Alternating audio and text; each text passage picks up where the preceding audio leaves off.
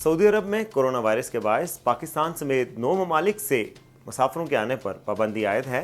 ताहम इन सफरी पाबंदियों के बावजूद बाज़ कंपनियों की तरफ से ये सवाल किया गया है कि वो कैसे अपने वर्कर्स को बुला सकती हैं।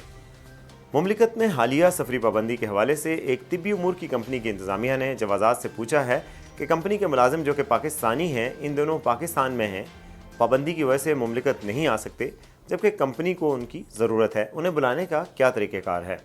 जवाज़ात का कहना है कि दुनिया भर में कोरोना वायरस की दूसरी लहर के बायस फ़िलहाल पाकिस्तान समेत 9 ममालिक से मुसाफिरों के बराह रास्त मुमलिकत आने पर पाबंदी आयद है। उन ममालिक में पाकिस्तान, अर्जेंटाइन, ब्राज़ील, इंडोनेशिया, जनूबी अफ्रीका, तुर्की, लबनान, मिस्र और इंडिया हों। जवाज़ात का मज़ीद कहना था कि गैर मुल्कियों के लिए लाजिम है कि वो मुमलिकत आने से कम 14 दिन कबल इन ममालिक ना गए हों।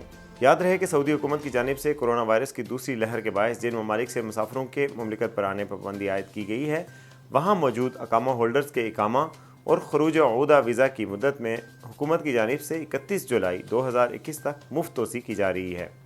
जवाज़ात का कहना था कि महकमा पासपोर्ट के तहत मुमलिकत में अकामा क़वानीन के मुताबिक वो गैर मुल्की जो सऊदी अरब में इकामा पर मुकीम है, अगर वो कानूनी तौर पर यानी फ़ाइनल एग्ज़िट वीज़ा लेने के बाद मुमलिकत से जाते हैं और इन पर सिस्टम में किसी किस्म की कोई कानूनी खिलाफ वर्जी दर्ज नहीं होती, तो वो जब चाहें दूसरे वीज़े पर सऊदी अरब आ सकते हैं।